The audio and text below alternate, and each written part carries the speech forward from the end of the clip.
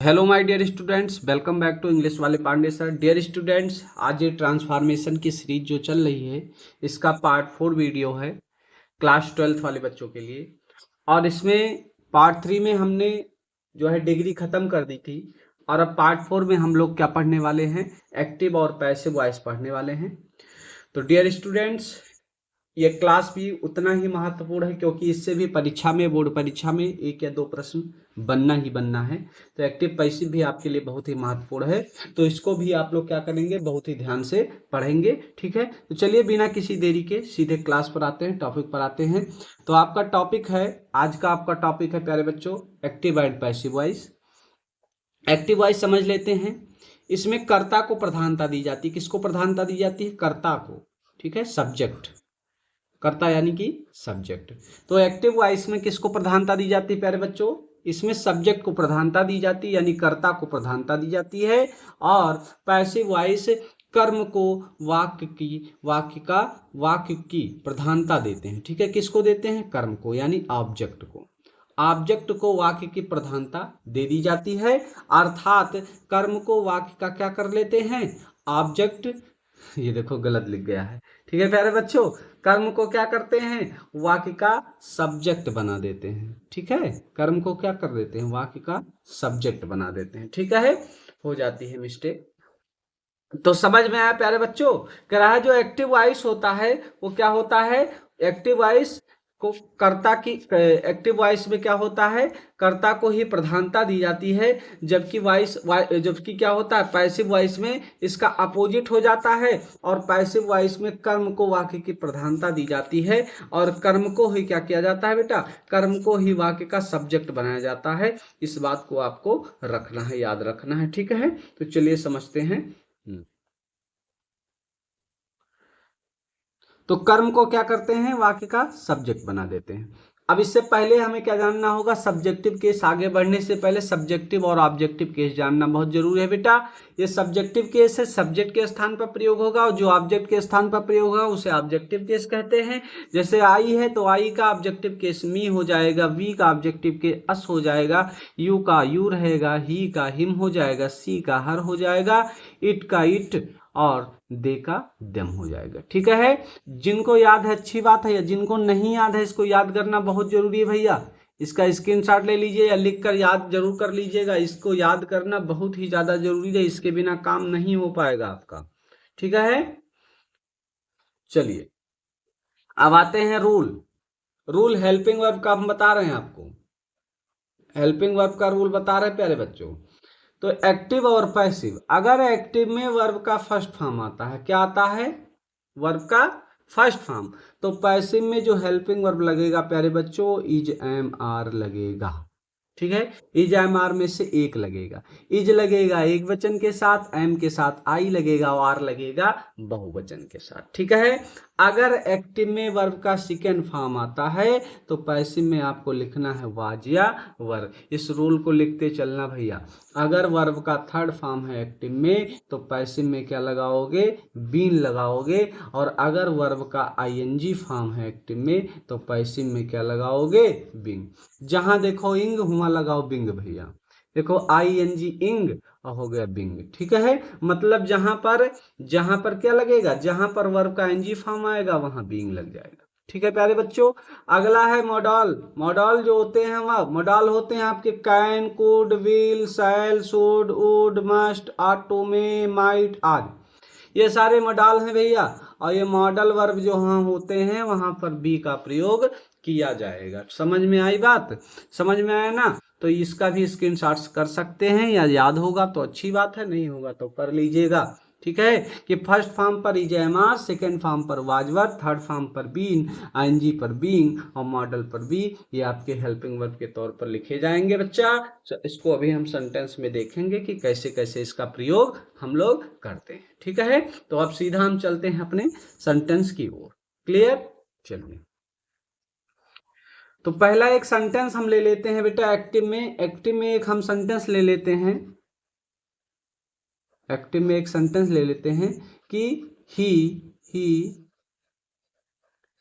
He writes a letter, he writes a letter, full stop.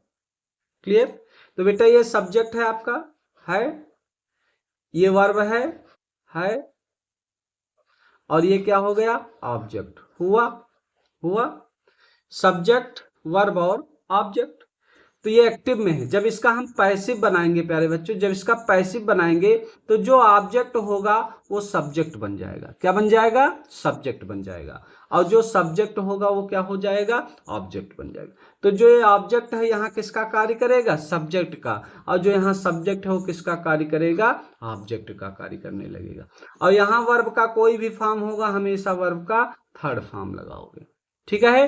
तो passive का formula बन जाएगा सब्जेक्ट प्लस हेल्पिंग वर्ब, ठीक है, प्लस वर्ब का थर्ड फॉर्म प्लस बाई और प्लस ऑब्जेक्ट। ये बनेगा पैसिव वॉइस का फार्मूला। क्लियर। तो यहां पर जो ऑब्जेक्ट है इसको सब्जेक्ट लिखो, तो ऑब्जेक्ट के जगह क्या लिखा है, आलेटर लिखा है, तो सब्जेक्ट बना दो आलेटर। देखो बना दिया आलेटर।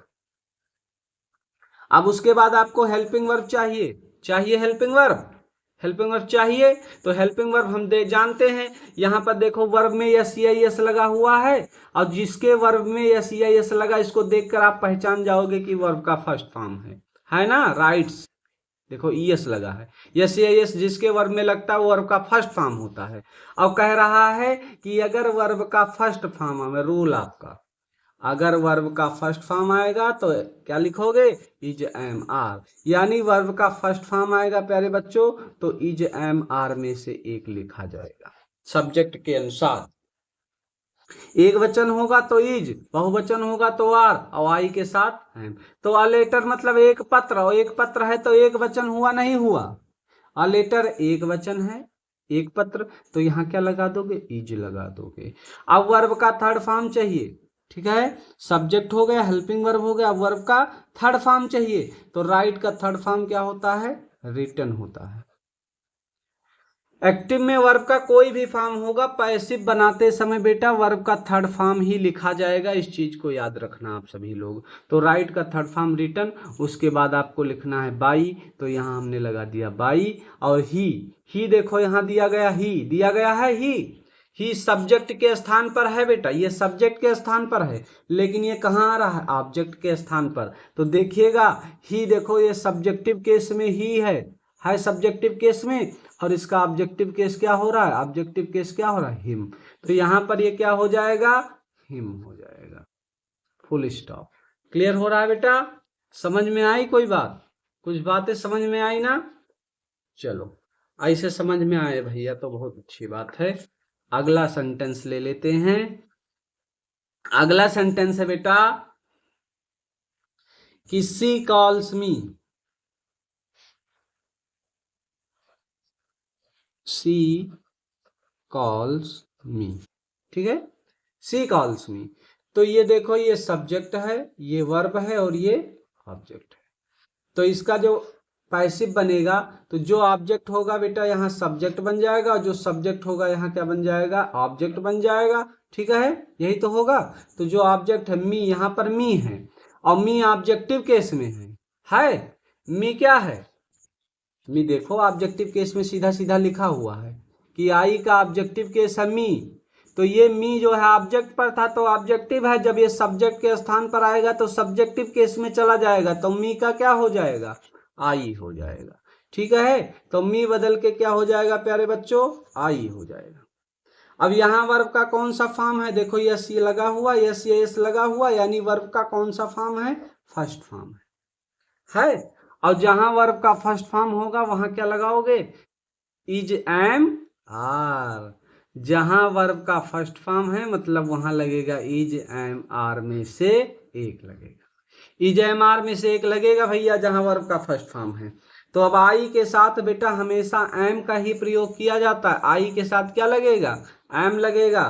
तो आई के साथ क्या लगा देते हैं, एम लगा देते हैं। ठीक है, आई एम, और कॉल का थर्ड फॉर्म क्या होता है, called.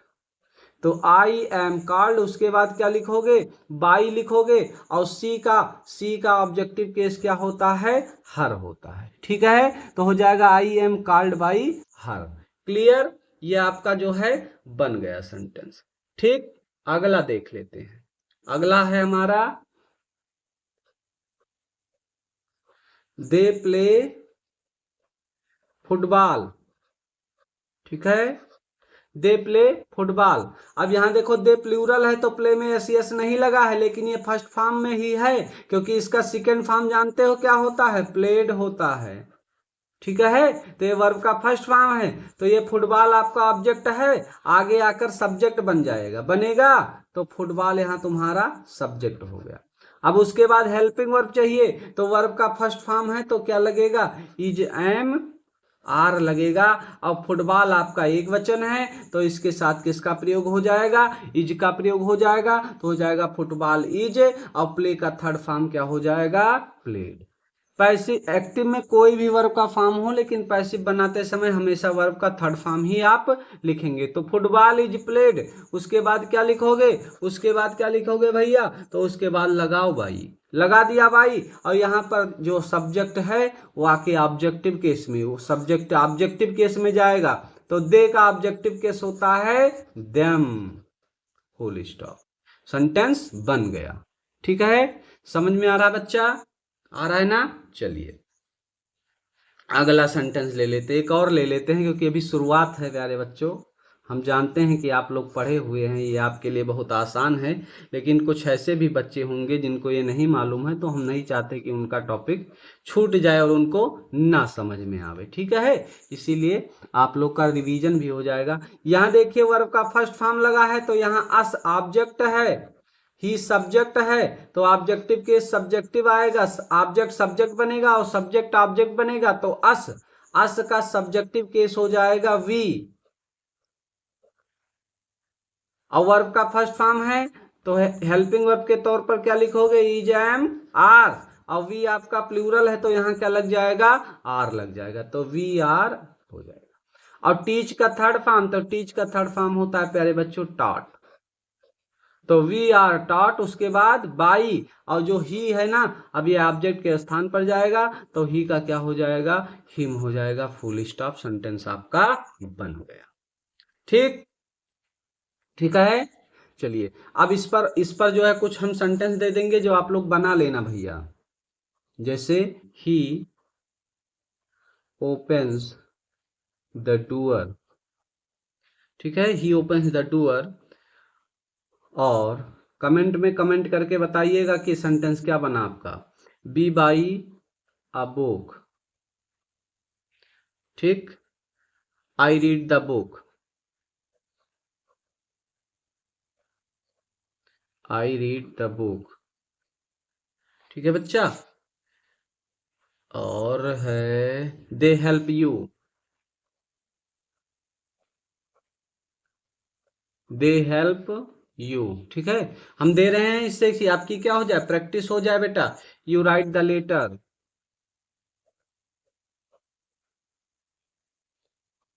You write the letter, full stop.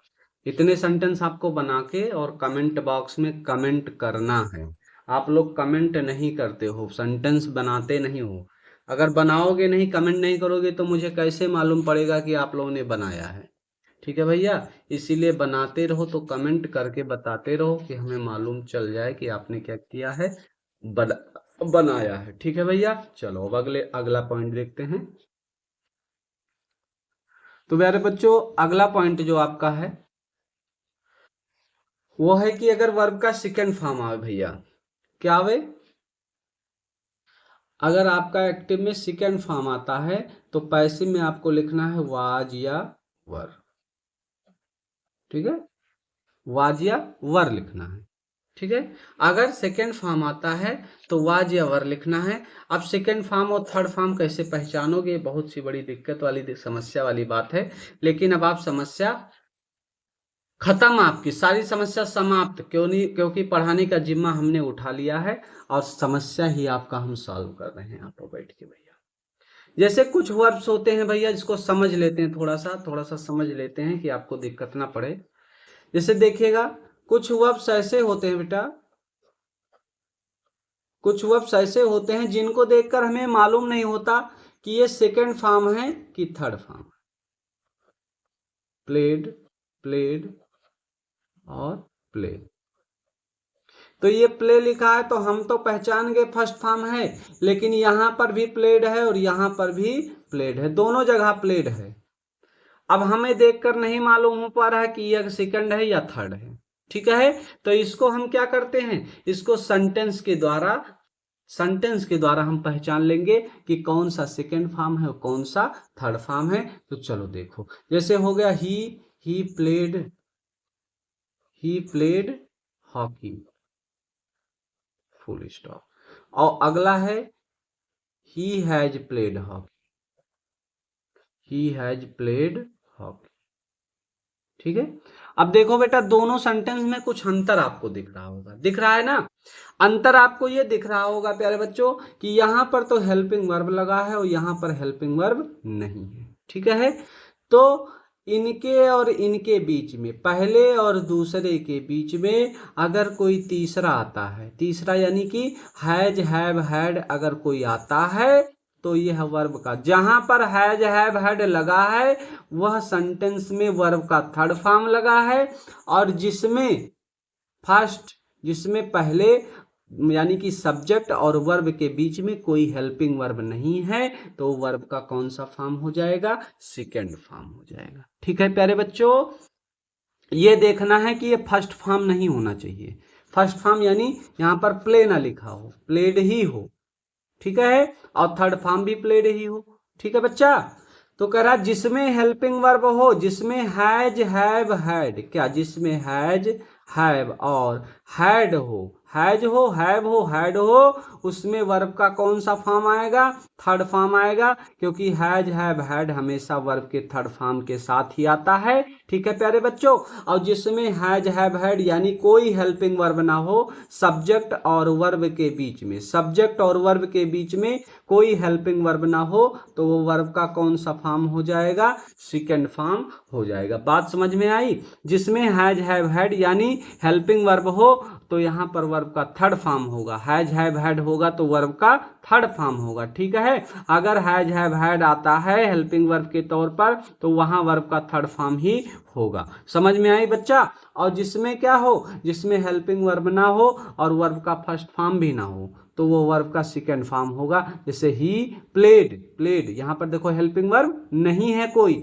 यहां क्या लिखा, प्ले नहीं लिखा, प्लेड लिखा। अगर प्ले होता तो वर्ब का फर्स्ट फॉर्म हो जाता, लेकिन प्लेड लिखा है तो ये वर्ब का कौन सा फॉर्म है प्यारे बच्चों, ये वर्ब का सेकंड फॉर्म है। हम आशा करते हैं कि आपको समझ में आया सेकंड और थर्ड फॉर्म पहचानना। कमेंट बॉक्स में कमेंट करके बताइए तो हम आगे बढ़ें। आ गया ना। हाँ ठीक है, चलिए चलिए, ठीक, वेरी गुड। चलिए हम आगे बढ़ते हैं, ठीक। तो वही सेंटेंस पे आ जाओ कि अगर वर्ब का सेकंड फॉर्म है प्यारे बच्चों, तब आपको क्या लगाना है, वाज या वर लगाना है। वाज लगाना है एक वचन यानी सिंगुलर नंबर में, और वर लगाना है बहुवचन यानी कि प्लूरल नंबर में, ठीक है। चलिए सेंटेंस पे आते हैं, सीधा सेंटेंस को देख लेते हैं। जैसे आपका सेंटेंस है कि I told them, I I told them. अब यहाँ वर्ब का सेकंड फॉर्म लगा है, फर्स्ट फॉर्म इसका टेल होता है, सेकंड और थर्ड फॉर्म टोल होता है, टोल्ड होता, बीच में हेल्पिंग वर्ब नहीं लगी है, बीच में हेल्पिंग वर्ब नहीं लगी, इसका फर्स्ट फॉर्म टेल होता है बेटा, इसका जो फर्स्ट फॉर्म होता है वो टेल होता है, और सेकंड और थर्ड फॉर्म क्या होता है, टोल्ड और टोल्ड होता है, ठीक है। तो देम को आगे लेकर क्या कर देंगे, दे कर देंगे।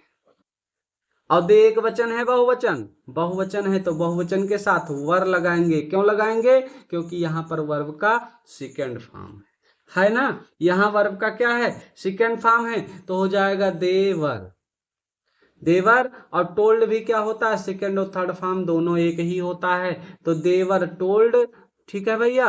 देवर टोल्ड, क्या टोल्ड, बाई, बाई, और आई का मी, आई का सब्जेक्टिव केस क्या हो जाएगा, ठीक है। तो दे वर टोल्ड बाई मी, ठीक।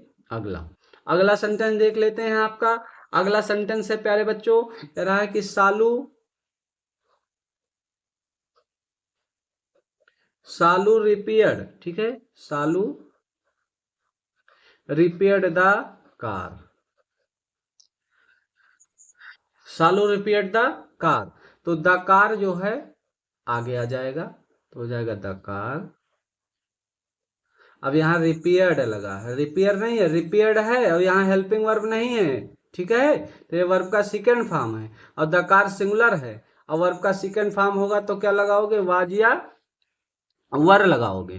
तो द कार सिंगुलर है तो इसके साथ क्या लग गया, वाज लग गया। तो द कार वाज, और रिपेयर्ड का क्या हो जाएगा, रिपेयर्ड का रिपेयर्ड ही रहेगा, क्योंकि इसका सेकंड और थर्ड फॉर्म दोनों एक ही होता है, रिपेयर्ड बाई। और सब्जेक्ट का क्या बन जाएगा, ऑब्जेक्टिव केस हो जाएगा, यानी सब्जेक्ट है जो ऑब्जेक्ट पर जाएगा, और सालू का सालू ही रह जाएगा। ठीक है भैया, सालू का सालू। समझ में आई बात, आया ना। चलिए अगला सेंटेंस देख लेते हैं। अगला सेंटेंस आपका है दे न्यू इट। नो इसका फर्स्ट फॉर्म, न्यू इसका सेकंड फॉर्म, और नोन इसका थर्ड फॉर्म होता है बेटा, नोन इसका थर्ड फॉर्म होता है। चलिए तो देख लेते हैं, तो हो जाएगा दे न्यू इट। इस सेंटेंस को छोड़ दो, ये अपवाद में है, क्योंकि इसमें भी बाई के जगह पर किसका प्रयोग हो जाएगा, टू का प्रयोग हो जाएगा। इसको छोड़ दीजिए, क्योंकि ये अपवाद में नो और ऑब्लिक के साथ बाई नहीं टू का प्रयोग होता है, तो अभी यहाँ पर टू का प्रयोग करना पड़ेगा बाई के जगह पे। तो बच्चे कहेंगे सर जी अभी तो बाई बाई चिल्ला रहे थे, यहाँ पे टू कहाँ से ले आए। तो जब वो रूल पढ़ाएंगे तब इसका इस सेंटेंस को बनवाएंगे भैया। इसीलिए इसको क्या कर दो, इसीलिए इसको अभी जो है बंदबस्ते में डाल दो, ये सेंटेंस को बंदबस्ते में डाल दो, क्योंकि अभी इसका रूल पढ़ाया नहीं है। इसका रूल जब पढ़ाया जाएगा तब आपको ये सेंटेंस बताया जाएगा। ठीक है, चलिए अगले सेंटेंस की ओर चलते हैं। अगला सेंटेंस आपका है सी sang a song। C sang a song, ठीक है, सी sang a song। अगला सेंटेंस आपका है सी sang a song। अब इसको चलिए हम लोग बनाते हैं। तो ऑब्जेक्टिव केस को सब्जेक्ट में लाते हैं, जो ऑब्जेक्ट के स्थान पर है सब्जेक्ट पर लाएंगे, तो सब्जेक्ट पर आकर ये हो गया सॉन्ग। ठीक है, अ सॉन्ग। अब यहाँ पर वर्ब का सेकेंड फॉर्म लगा, क्योंकि इसका फर्स्ट फॉर्म क्या होता है, सिंग होता है, सिंग sang, और थर्ड फॉर्म होता है संग। तो असंग एक सांग है, और वर्ब का सेकंड फॉर्म आएगा तो वाज या वर लगाओगे, तो असंग वाज, और संग का थर्ड फॉर्म हो जाता है प्यारे बच्चों संग। तो असंग असंग वाज संग बाई, और सी का क्या हो जाएगा, हर हो जाएगा, फुल स्टॉप। ठीक है, सेंटेंस आपका बन गया। समझ में आई बात, आई ना। चलिए अगला है ही रोट अ लेटर। एक सेंटेंस और देख लेते हैं। कह रहा ही रोट लेटर। अब यहाँ पर दिख रहा होगा वर्ब का सेकंड फॉर्म है भैया, इसका फर्स्ट फॉर्म राइट होता है, इसका फर्स्ट फॉर्म क्या होता है, राइट, और इसका थर्ड फॉर्म हो जाएगा रिटर्न। तो अ लेटर, ऑब्जेक्ट को सब्जेक्ट बना लेंगे तो अ लेटर आगे आ जाएगा। तो अ लेटर एक लेटर है ना, और जब वर्ब का सेकंड फॉर्म आएगा प्यारे बच्चों तो वाज या वर लगाया जाएगा, और एक लेटर है तो इसके लिए क्या लिखोगे, वाज लिख दोगे। तो अ लेटर वाज, और रोट का थर्ड फॉर्म क्या होता है, रिटन होता है, तो रिटन लिख दो। तो a letter was written by, और ही का ऑब्जेक्टिव केस क्या होता है, हिम होता है। ठीक है, बात समझ में आ रही है प्यारे बच्चों, आ रही नहीं आ रही है, हाँ कमेंट जरूर कर दिया ये भैया कि आ रहा है, समझ में नहीं आ रहा है। चलिए इसका इसका भी एग्जाम्पल दिए दे रहे हैं, सॉरी एक्सरसाइज दे रहे हैं, आप लोग करेंगे। कुछ सेंटेंस लिख लीजिए इसके भी, जैसे है बी स्टॉप्ड, कमेंट करके बताइएगा, बी स्टॉप्ड द बस, इसको आप लोग को बनाना है। अगला है अथीप, अथीप स्टोल माई कार। स्टोल का थर्ड फॉर्म स्टोलन हो जाएगा, स्टोल का थर्ड फॉर्म स्टोलन होगा, और स्टॉप का थर्ड फॉर्म स्टॉप्ड ही होगा। अगला है दे helped you, they helped you. ठीक है, इसको भी आप लोग बनाएंगे, दे हेल्प्ड यू। अगला है, अगला भी दे दे, they won the prize, they won the prize. ठीक है, तो हेल्प्ड का थर्ड फॉर्म हेल्प्ड ही होगा, वन का थर्ड फॉर्म वन ही होगा। ये चार सेंटेंस इसके हैं, ये वर्ब के सेकंड फॉर्म के हैं भैया, देख लेना सब में सेकंड फॉर्म लगा है। देखो स्टॉप्ड लगा है सेकंड या थर्ड फॉर्म, लेकिन बीच में एच बी नहीं है। यहाँ पर तो सेकंड फॉर्म लगा है, लेकिन इसमें भी बीच में एच बी नहीं, फर्स्ट फॉर्म नहीं है। देखो स्टील होता है इसका फर्स्ट फॉर्म, और सेकेंड फॉर्म क्या होता है, स्टोल, और थर्ड फॉर्म स्टोलन। लेकिन फर्स्ट फॉर्म है नहीं और हेल्पिंग वर्ब नहीं, हेल्पिंग वर्ब नहीं है तो क्या है ये, वर्ब का सेकेंड फॉर्म है। देखो बीच में हेल्पिंग वर्ब नहीं है, वर्ब का सेकेंड फॉर्म है। बीच में देखो हेल्पिंग वर्ब नहीं है, वर्ब का सेकेंड फॉर्म है। क्लियर बच्चा, ऐसे पहचानना। देखो हमें पूरा पोथन्ना पढ़ना ही पहचानना, हमें इसको प्रोफेसर नहीं, इसमें हमें पीएचडी नहीं करना है एक्टिव पैसिव में। समझ गए हमारी बात बेटा, हमको इसमें पीएचडी नहीं करके जाना है, ठीक है। इसका हमें प्रोफेसर नहीं बनना है, इसको हमें इतना पढ़ना है कि अंग्रेजी में हम इस टॉपिक से अच्छे अंक प्राप्त कर ले। जब आपको इंग्लिश का टीचर बनना होगा, जब इंग्लिश सब्जेक्ट आपकी होगी, तब आप इतने अच्छे हो जाएंगे पढ़ने में, आप बड़े हो जाएंगे बेटा, तब आप अच्छे से स्वयं से क्या कर लेंगे, इसको पढ़ लेंगे। लेकिन अब हमें क्या करना है, हमें पढ़ना है। रूल परीक्षा में लिखने को नहीं आएगा भैया, लिखने को यही आएगा कि सेंटेंस आप सही करो, ठीक है। और आपको इसमें पीएचडी नहीं करना है कि एक्टिव पैसिव में, तो इसीलिए पूरा जो मास्टर लोग पोथन्ना छपवा देते हैं, पोथन्ना नहीं छापना है, मात्र आपको क्या करना है, 2 से 3 पेज में ख़त्म कर देना है एक्टिव पैसिव। और ये भी वादा है हमारा कि कोई भी सेंटेंस आपका गलत नहीं होने देंगे, अगर आप हमारे बताए अनुसार पढ़ाई करते हैं, ठीक है भैया। तो इंग्लिश में 90 प्लस, ठीक है, 90 प्लस मान के चलिएगा। और अब की बार 90 पार होना चाहिए, ठीक है भैया, अब की बार 90 पार होना चाहिए, क्योंकि मोदी जी ने कहा था कि अब की बार 400 पार, उनका तो नहीं हो पाया, लेकिन हमारा हो जाएगा अब की बार 90 पार। अगर आप लोग मेहनत करके पढ़ते रहेंगे बच्चा, तो अब की बार 90 पार हो जाएगा, ठीक है। हम चाहते हैं, ठीक है, कि सब प्यारे बच्चों का 90 प्लस ही नंबर हो, और 90 प्लस नंबर बहुत अच्छे होते हैं इंटर में इंग्लिश के लिए, ठीक है प्यारे बच्चों। तो जैसा हम बता रहे, जिस अनुसार हम आपको बता रहे, जिस अनुसार आपको सलाह दे रहे हैं, उसी अनुसार आप लोग पढ़िए, ठीक है। तो बस आज की क्लास में इतना ही पढ़ाएंगे, ठीक है प्यारे बच्चों। तो हमने क्या पढ़ लिया, फर्स्ट फॉर्म पढ़ लिया वर्ब का, और कौन सा फॉर्म पढ़ लिया, वर्ब का सेकेंड फॉर्म पढ़ लिया। वर्ब का फर्स्ट फॉर्म पढ़ लिया, वर्ब का सेकेंड फॉर्म पढ़ लिया प्यारे बच्चों। नेक्स्ट जो है अगली क्लास में आपको पढ़ाया जाएगा, ठीक है प्यारे बच्चों। वीडियो कैसी लगी आप कमेंट बॉक्स में ज़रूर बताएं, और वीडियो को अंत तक देखने के लिए आपका बहुत बहुत धन्यवाद।